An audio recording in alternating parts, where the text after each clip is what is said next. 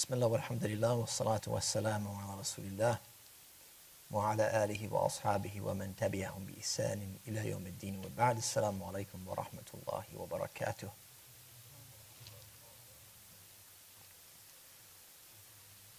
Tonight, inshallah ta'ala, in this session, we're going to start looking at Kitab al-Bay'. This is a chapter on sales. And of course, if you're new to the program, the book that we're utilizing for this is called Umdatul Talib. This is one of the standard teaching manuals written by the great Mansur al-Buhuti, rahimahullah ta'ala, one of the great imams of the madhab.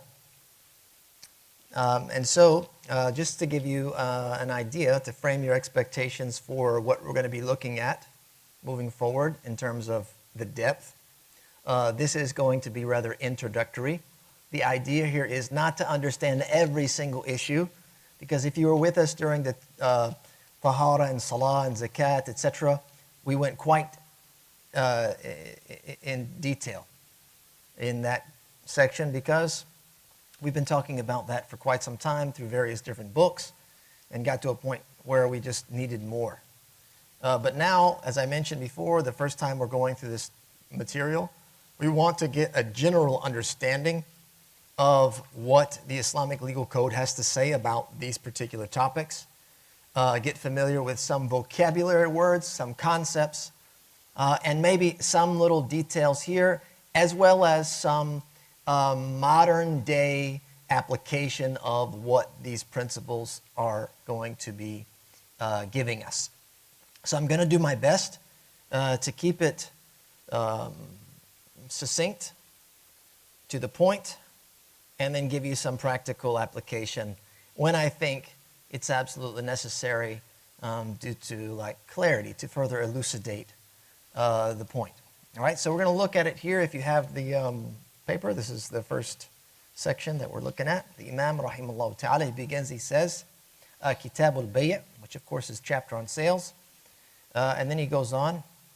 So he says, ينعقد بإيجاب وقبول ولا يضر تراخيه عنه بالمجلس ما لم يتشاغل بما يقطعه وبمعاطاة كأعطيني بهذا كذا فيعطيه ما يرضيه. Basically,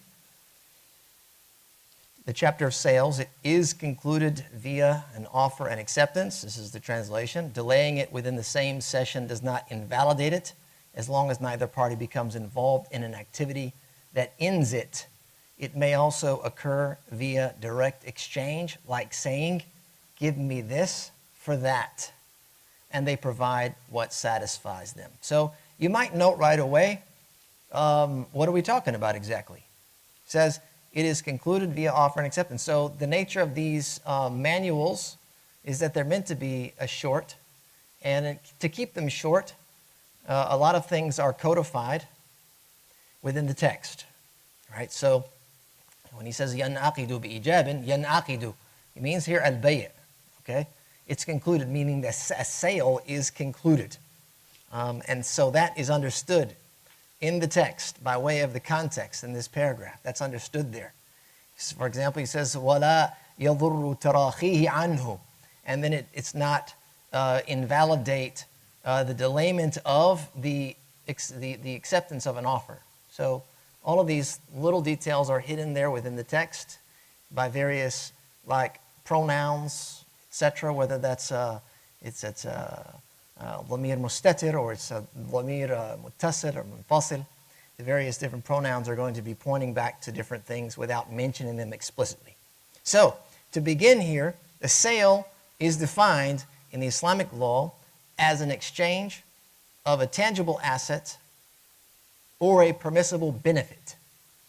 Okay, it's either like a good or a service or something that you can benefit from. For a similar item, it could be like a trade, you're giving this for that. It could be like giving this for an amount of money or a valued amount, or for something owed, meaning it's fi dhimmatik, that you owe them some money, you owe them some object. You're going to conclude a sale, but now you have to pay them later. Intended for permanent ownership. right? This is I'm taking it from you, now it's mine. I'm not borrowing this, but I'm keeping it as my own, excluding cases of interest, riba, or loans. It is unanimously permitted, meaning sales, commerce is unanimously permitted. It's based in the Quran. Allah subhanahu wa ta'ala says, وَأَحَلَّ اللَّهُ الْبَيْعَ, that Allah has permitted trade.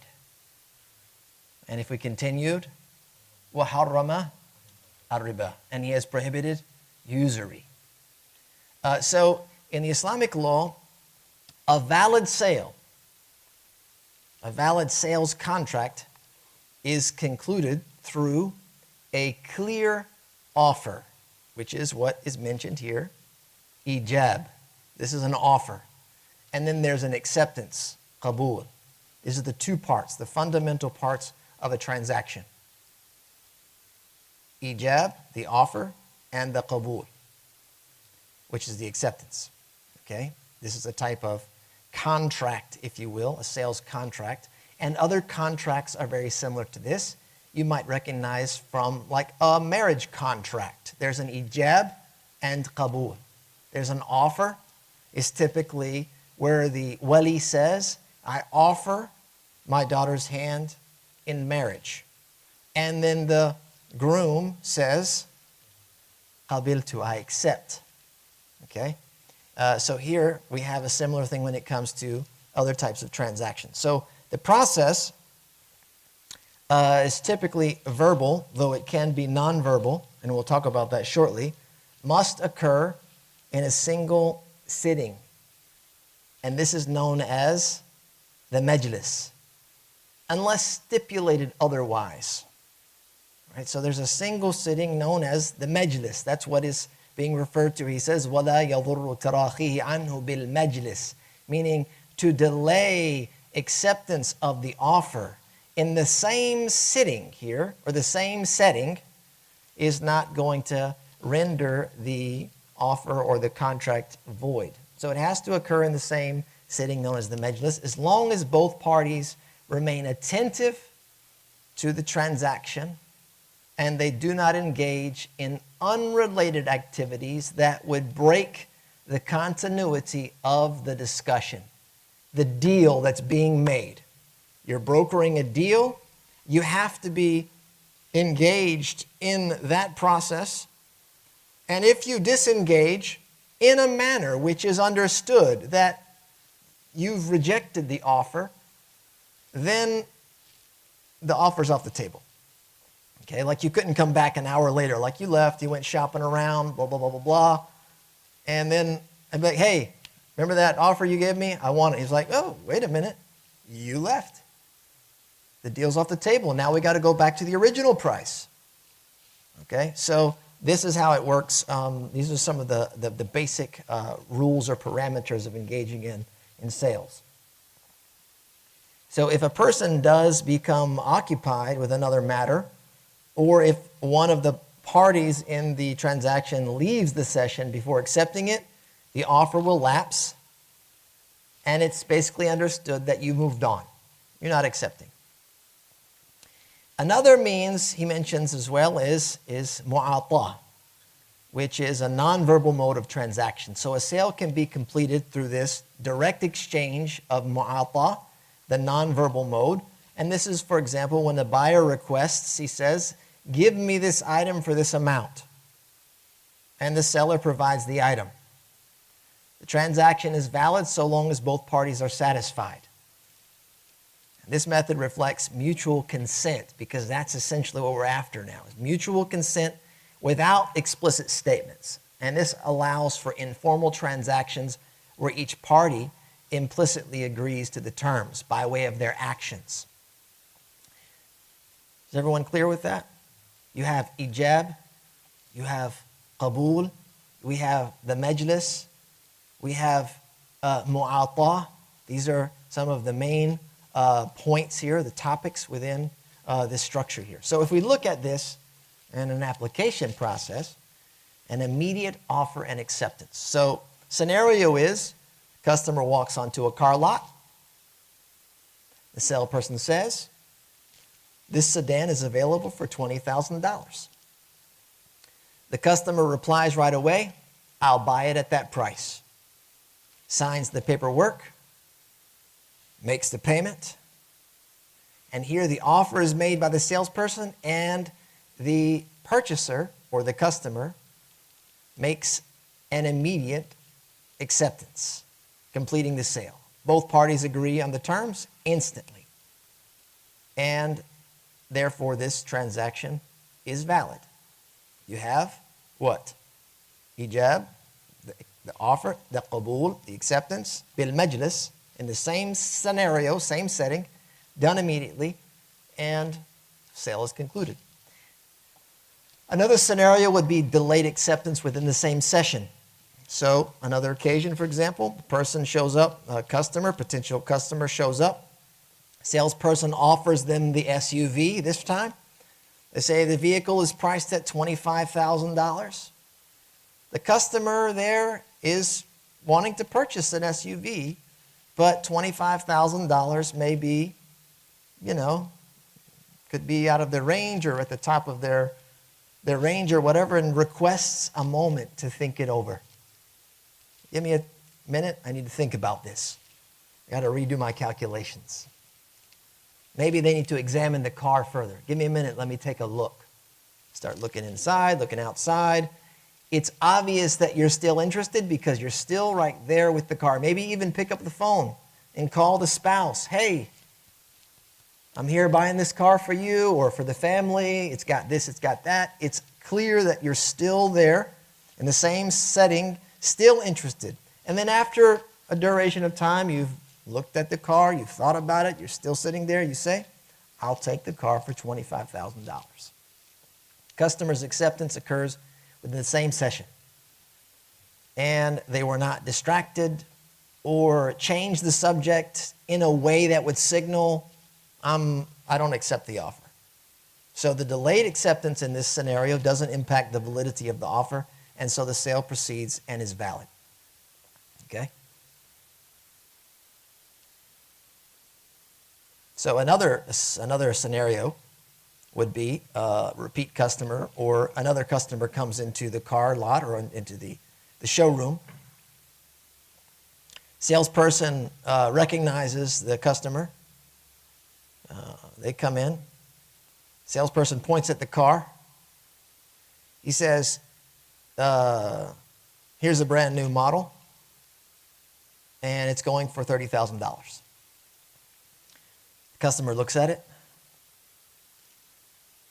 without saying anything, takes out the checkbook, writes the check, or comes in with a bag of cash, drops the cash on the desk, doesn't say anything, but it's obvious that he's fulfilling the offer. He's fulfilling the offer. The terms of the offer have been fulfilled in a way which is satisfactory to both. He's willingly giving up the cash that's being asked for, and so without having to say anything, paperwork's drawn up, keys are given, boom. Or you could flip it around. Person comes into the showroom. Salesperson's right there. He sees the car. He walks up and he says, I'll take this car for $30,000. Salesperson doesn't say a word, takes the key out, puts it in his hand. Just gave me the perfect price because I was going to sell it for 20. He said 30. No discussion, no word, not going to ruin it, not going to open. Here's the key. Here's the paperwork, out the door. Sales concluded. No need to have a verbal consent here because the actions that are being utilized here are enough to show consent on both parts. So that gives you the three scenarios when the sale goes through. A sale that doesn't go through. Obviously, if it's a clear, no, I reject the offer, sale's done. Or here, either a verbal or a nonverbal rejection. Person goes, hey, we got this car for $25,000. The potential customer doesn't even say anything. They just walk out and they leave. No way. They don't say a word. But what happens if you're there and you break the majlis, right? What does that mean? You break that majlis with unrelated, or you end the session based on unrelated activity. So again, we go back to the car showroom. Salesperson offers a truck for $30,000.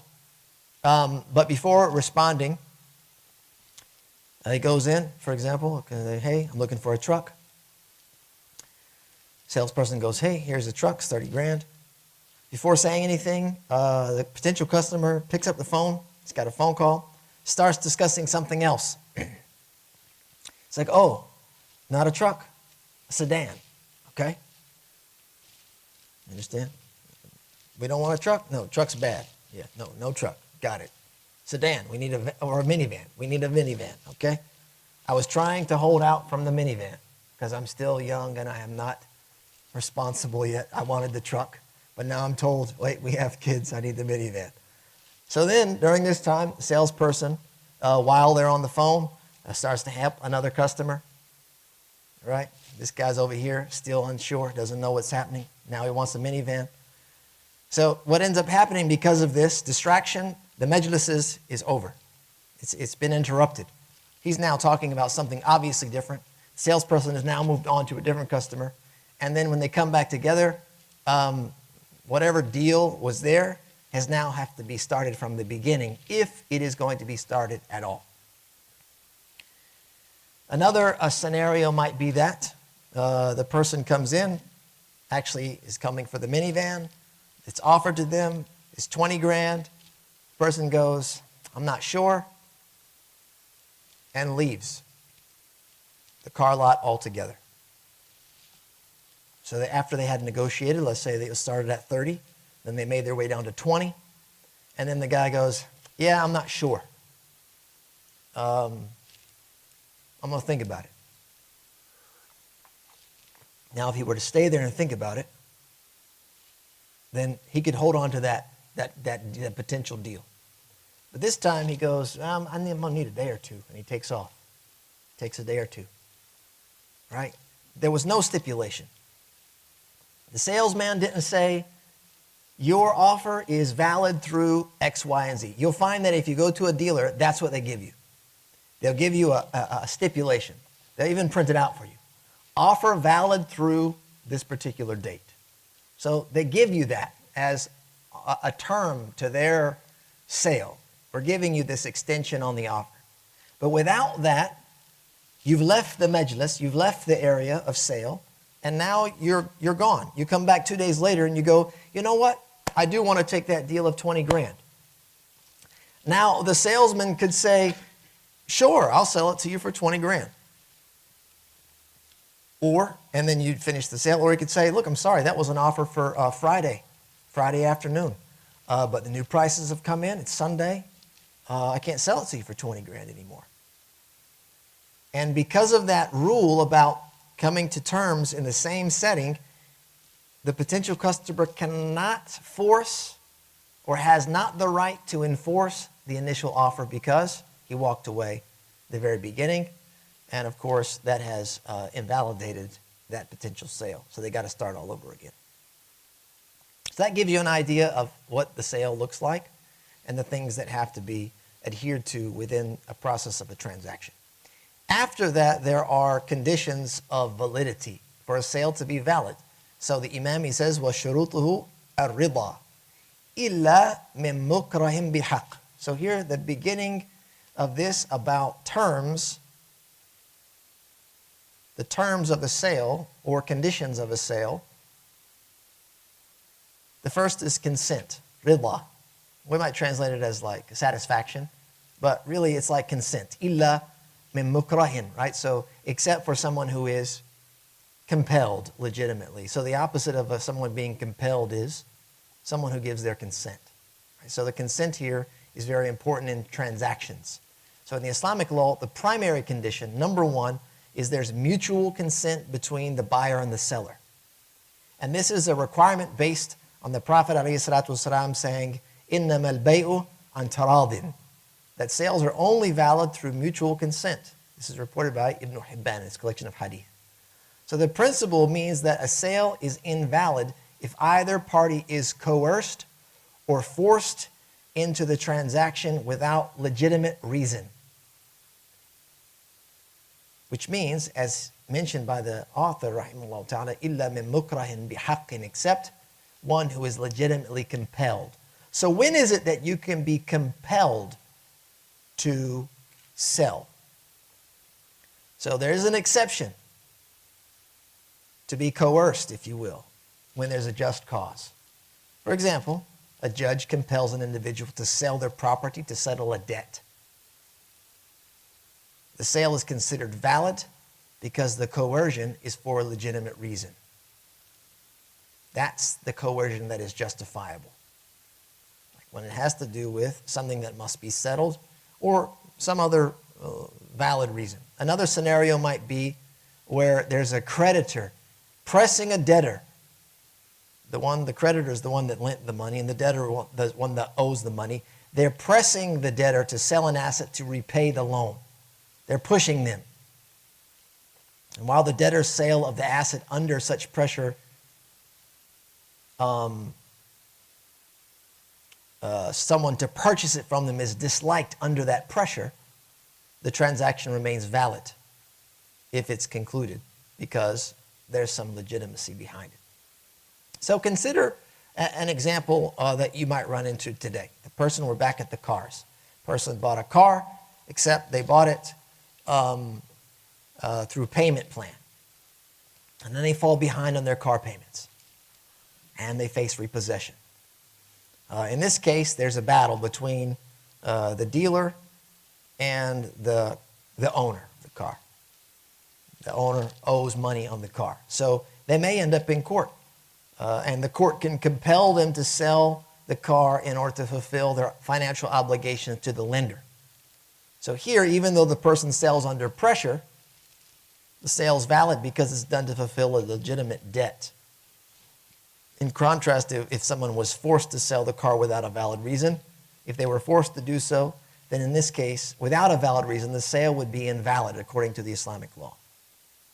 All right, so that's the first condition, which is consent from both parties, the buyer and the seller. They have to agree consensually to the transaction. That's number one. Number two, he says, وَكَوْنُ عَاقِدٍ جَائِزَ التَّصَرُّفِ فَلَا يَصِحُ مِنْ صَغِيرٍ وَسَفِيهٍ بِغَيْرِ إِذْنِ وَلِيِّهِ. So this means that the contracting parties must be permitted to engage in trade. جائز التصرف. They're permitted to enter into these types of deals. It's therefore invalid if conducted by a minor or someone lacking sound judgment without their guardian's permission. The guardian here of the minor or the person that lacks sound judgment. So this is the second essential condition for a valid sale, is that both contracting parties, the buyer and the seller, they have to be permitted to buy and sell. Meaning, there's a couple of things. Number one, they should be hur, free, and of legal capacity. We've talked about legal capacity before. And of sound mind enough to manage their affairs independently. And essentially this rule, or this condition, ensures that those who may lack full understanding or sound judgment, like minors, or those who are impaired for some reason, financial judgment, they're protected from unfavorable transactions so that they're not taken advantage of. So a sale is considered invalid if conducted by a minor or a person who lacks sound judgment. This is known as a safi. They lack sound judgment. They have to have the permission of their legal guardian. If the guardian permits the transaction, then it serves, because the transaction is a clear benefit, the sale can be valid. However, permission without a justifiable benefit is prohibited. Certain minor transactions, one might be thinking, well, about my little kids. I got a kid that's 5 or 6, 7 years old, 8 years old. You know that mukallaf is like when you're a teenager, when you reach puberty. So that might be early teen, maximum 15 years old. You might be thinking, well, I've got little kids and I give them money like an allowance, or they get gifts, or they may have some money, some inheritance. and they want to go buy stuff with their money. And so minor transactions are considered permissible and valid from this category of people as long as it's of low value. So they could go to the candy shop, and they can go buy little knickknacks and little things of low value, and it would be considered a valid sale, permissible, doesn't require a parent's or legal guardian's permission. It would be, for example, and this would be an example we can think about today, a child who attempts to buy a car with their savings. Let's say, for example, they inherited some money. Maybe they have a big inheritance. Somehow they have money. And they're used to playing it on the video game, and they found a car that they want, and they've got this inheritance, and they go and they buy this car. One of my kids said the other day, is $135,000 for a car a lot?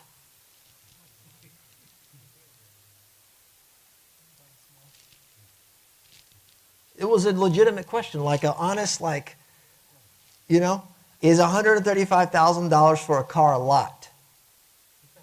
Like, really, just asking, like, so what I said, yeah, in some places you could buy a house for that amount. So that's a lot for a car. And they're like, well, that's how much a G-Wagon costs. I say, I was thinking like a Bentley or something like that, you know? But imagine a kid who has inheritance, shows up to a place or a person, and is like, somebody's selling their G-Wagon. They're like, I really like that car. I play it on my video game. I've seen it online. I love that car. It's my car I pick on, what's the game? Huh? For the car? What's the game? Fortnite? Do they have cars in that? Yeah. GTA in the back? Okay. Somebody's stealing G-Wagons.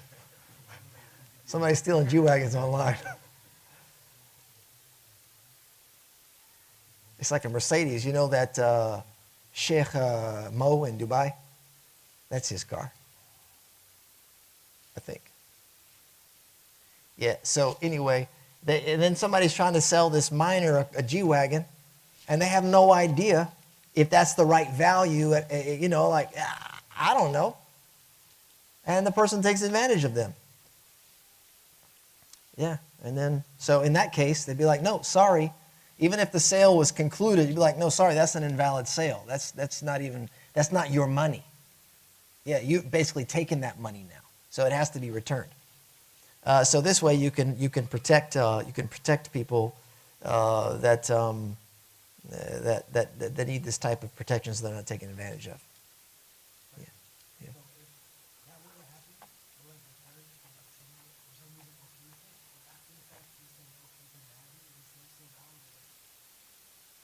If the parents okay it,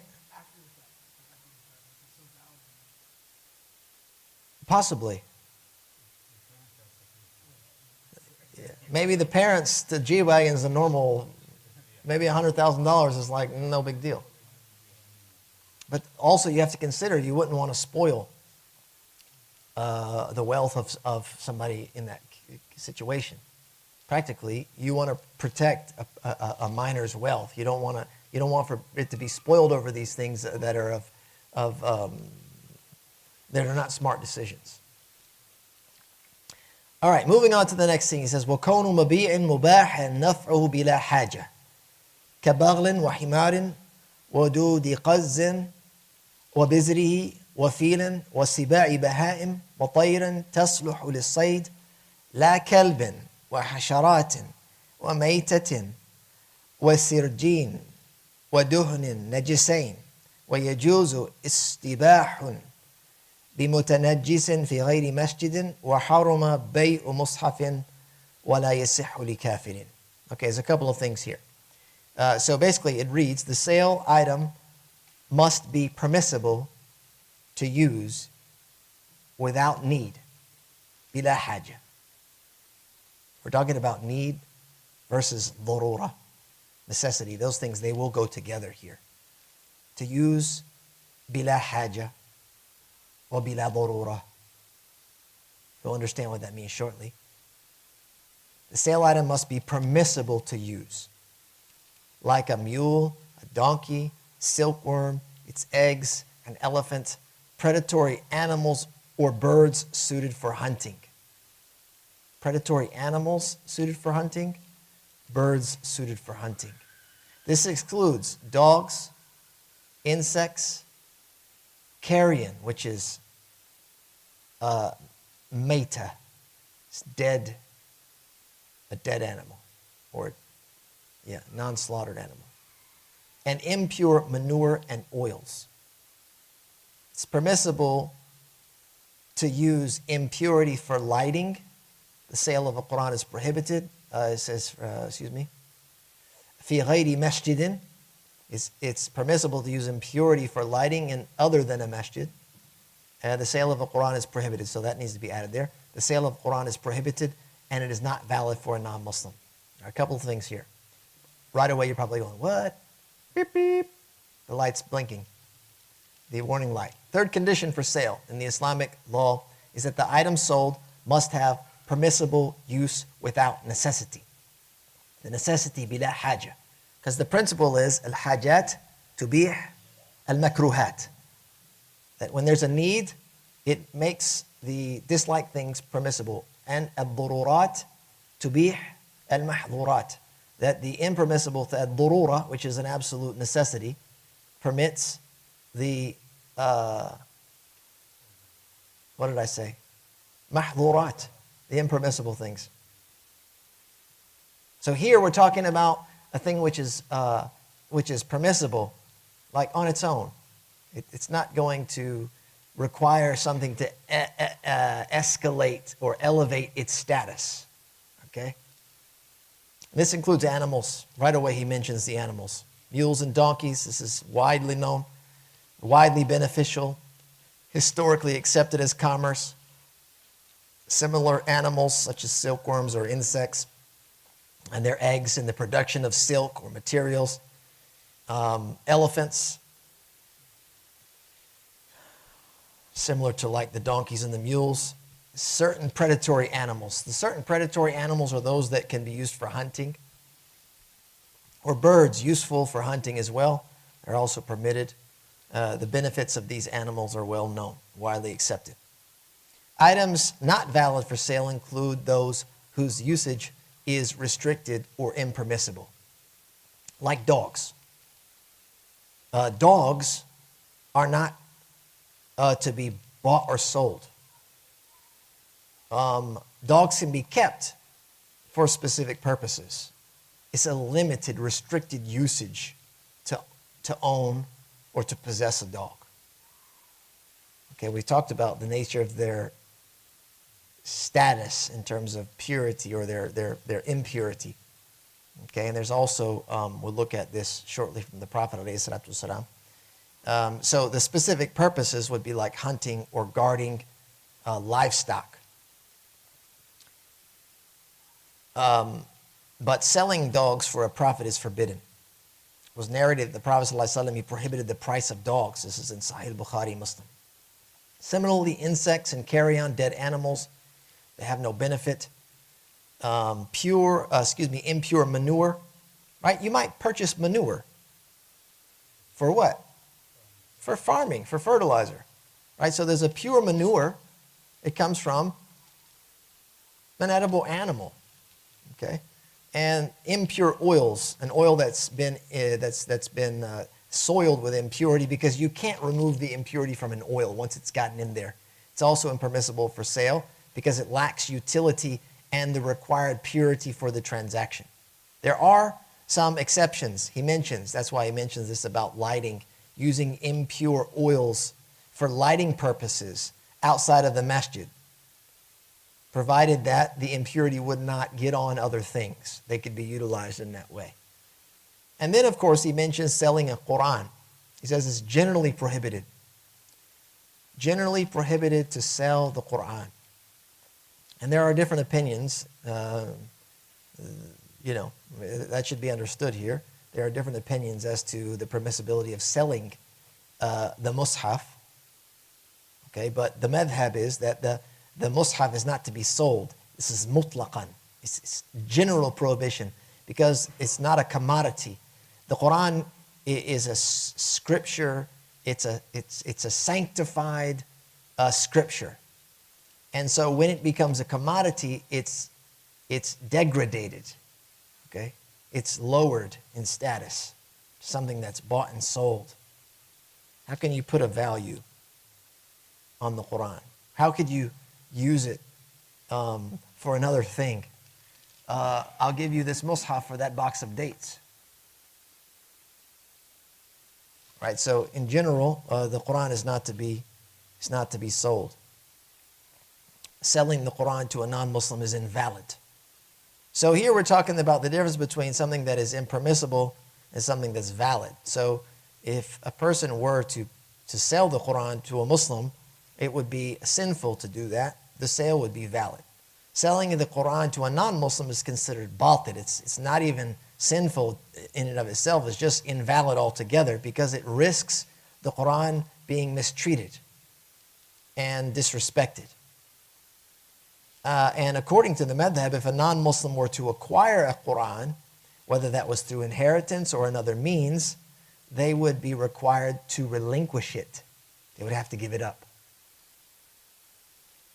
Again, in order to preserve the sacred nature of the book.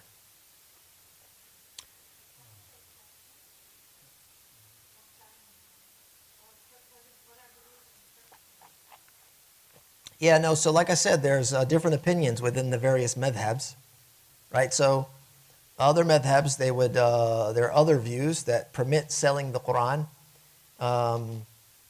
In this madhab, you can take a wage for copying it for somebody. You're just not selling them the actual book. You're selling them your time to copy it. Some would permit it, saying you're selling what you're selling is the book, the cover and the paper. You know, the cost of this thing. And so they permit that, and they say that's what you're selling. That's the value of the paper and the printing process, etc. They separate the two things as the Quran as Allah's speech versus the physical, tangible pages and stuff, right? So yeah, there's some different views out there. Mm-hmm.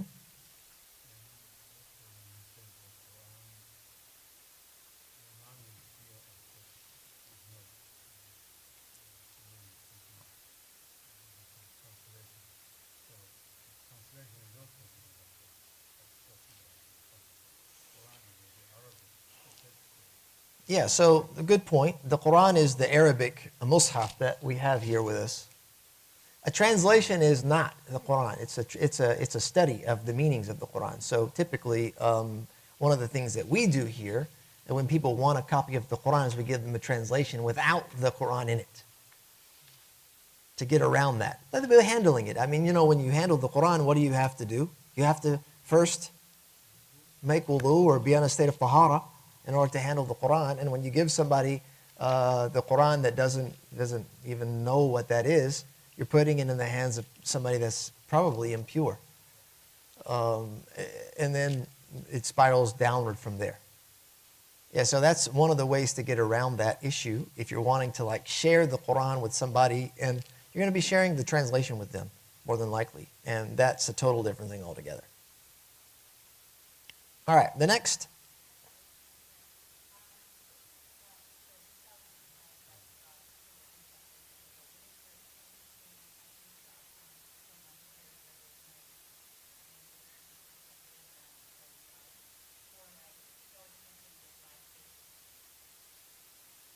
Yeah, so the live bait thing, there are exceptions to insects, like what you're talking about now, live bait. There's a few exceptions to that, where you would be permitted to buy those things because there's some type of benefit to them. Because typically there's not. Like even eating insects, because I know that's a thing these days. Am I mistaken? I mean, I've seen them selling chocolate-covered grasshoppers and stuff. I mean, you let me know. I don't get out much, you know. I don't get around that much. I remember from my days in college, they brought that to campus and said, here, look, the insects are on the menu now. Yeah, so even as a source of like protein X, you know. Yeah, so there are exceptions. This, again, like I said, this is not exhaustive in nature. This coverage is very surface level, just giving you concepts and ideas. So each of these things, believe it or not, we're tracking along like this. Each one of these points, almost everywhere, you can just take a deep dive and go way down into it.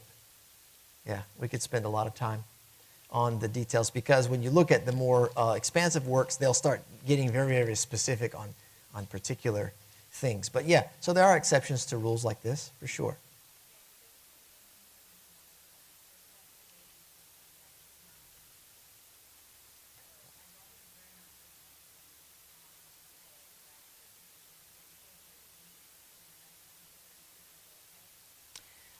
It depends, again, case-by-case basis. So the concept would be if you were unaware about something specific, like you're alluding to, then you would have a person, a resource, either a person or a resource that you could rely upon to get to the bottom of that. Yeah. All right, the last... Yeah, I think this may be the last thing we have time for. The last one I think we're going to look at. The Imam, he says, وَكَوْنُ عَاقِدٍ مَالِكًا أَوْ مَأْذُونًا فَلَا يَصِحُّ مِنْ فُضُولِيٍّ إِلَّا إِذَا اشْتَرَى فِي ذِمَّتِهِ لِمَنْ لَمْ يُسَمِّهِ فِي الْعَقْدِ فَيَصِحُّ لَهُ بِالْإِجَازَةِ وَإِلَّا لَزِمَ الْمُشْتَرِي. How are we feeling about that? The contracting party must either be the owner or authorized. A transaction conducted by a third party, what is known as fuduli, is not valid unless they purchase on their own liability for someone not specified in the contract, in which case it becomes valid with approval. Otherwise, it becomes binding on the purchaser. So first, this is kind of like a two-part. First is, the fourth condition we're looking at for a valid sale is that the contracting party must either be the owner of the item being sold or authorized to sell it. This rule ensures that only individuals with ownership or permission can legally conduct sales. The Prophet ﷺ, he said, "La tubi' ma laysa indak." Do not sell what you do not own. So the condition or stipulation forbids unauthorized individuals from selling. Then he mentions here, فَلَا يَصِحُّ مِنْ فُضُولِيٍّ. So the unauthorized individual is known as fuduli. It's like a third party that's not authorized. They don't own it and they're not authorized, either to buy or to sell. So a scenario where there's a third party, so there's no scenario in which a third party can sell something and it be a valid sale. Like, period, point blank. A third party that doesn't own or is not authorized cannot conduct a valid sale whatsoever. There is, on the other side, a scenario, an exception, if you will, in which a third party who's unauthorized can buy a commodity for someone else and it be valid. They can conclude a transaction on behalf of someone else without them giving them the green light.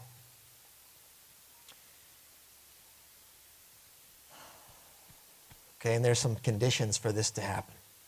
So the fuduli, they make a purchase, first condition, on their own liability. And he mentions this, Imam Buhuti says, إِلَّا إِذَا اشْتَرَى فِي ذِمَّتِهِ. Right, he's going to buy it, and it's going to be in his liability. Like he's going to conclude, he's going to initiate a sale. He's going to initiate a transaction. And it's like he's doing it for himself. He's going to take on the liability of that transaction. And he's not going to, he says, لِمَنْ لَمْ يُسَمِّهِ فِي الْعَقْدِ. And he's not going to mention the person that he's buying it for in the contract. He's not going to say, yeah, I'm buying this on behalf of so-and-so, but I haven't been given permission. He's not going to mention, he's going to intend that, I'm buying this for that person. He's going to intend it, however, he's not going to mention it. So those are the conditions that have to be met. Number one, they're buying it on their own liability, and they're not going to mention the third party in the transaction. And it can be valid, this transaction, if the one that they're buying it for approves later. Otherwise, if there's no approval given, the liability and the ownership of the item fall on the purchaser who initiated the transaction. Now you send me. You don't want to have liability put on somebody that hasn't authorized that liability. So let's think about a scenario, how this works out. Imagine, customer at a luxury watch store. They see an exclusive watch. They believe it to be exactly what their friend has been looking for. And without their friend's explicit authorization, the customer decides to initiate the purchase, intending to later offer it to their friend. They're going to initiate the transaction. They're going to basically say, I'll take this watch and I'll pay you later. Like, بعدين. Okay? They don't say, I'm buying it for my friend. They just say, I'm taking it and I'll pay you later. In this scenario. And then what are they going to do? They're going to go to their friend and they're going to say, guess what?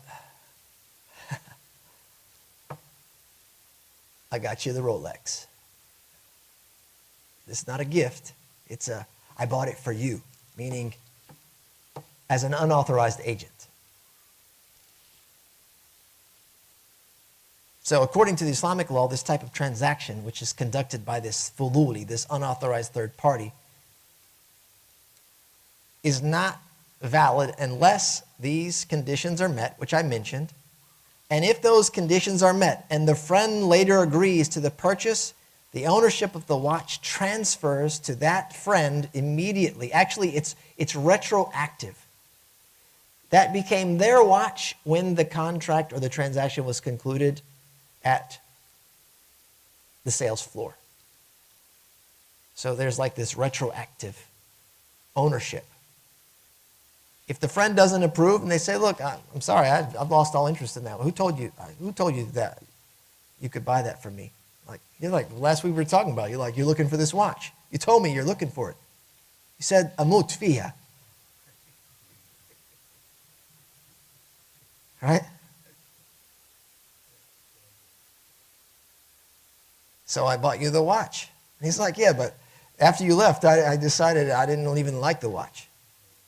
So guess what? The problem now is the guy, the friend that bought it, he's now the owner of the watch. And he's stuck with the watch. He can't go back to the salesperson and say, hey, buddy, guess what?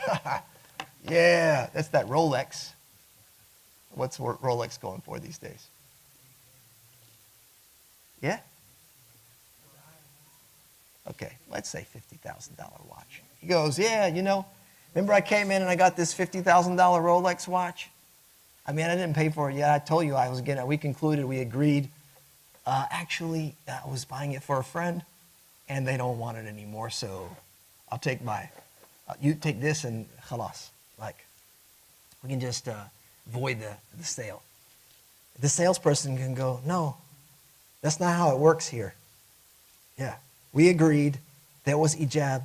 There was qabul. There were terms. We agreed. You left. Sale's done. Now he's on the hook. He's got the watch. So, be careful.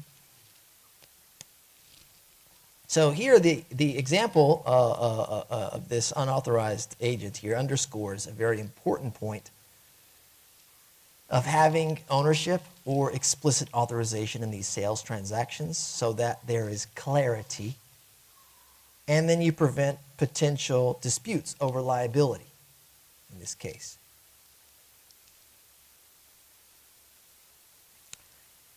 An interesting point, a benefit here to the retroactive nature of ownership is that a watch is probably not going to produce any benefit for you as the owner.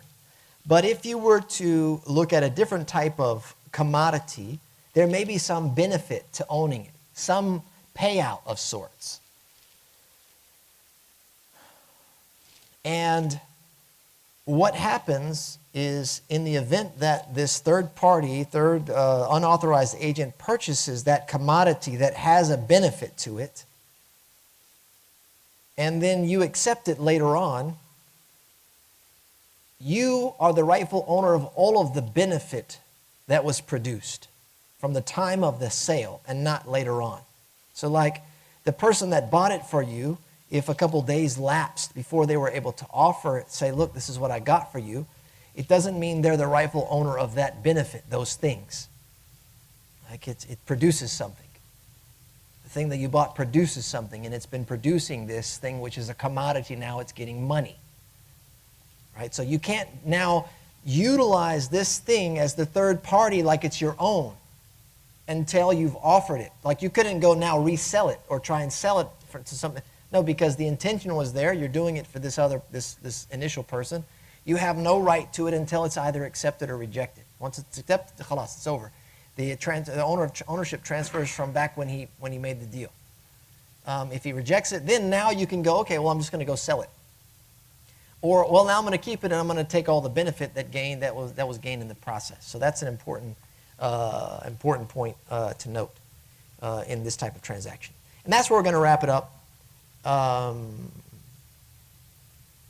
That's where we're going to wrap it up today. We're kind of in the middle of a point here, but the next half of this point is rather lengthy about selling and renting lands that have been conquered, as well as dwellings in Mecca, etc. We'll pick up where we left off next time, inshallah.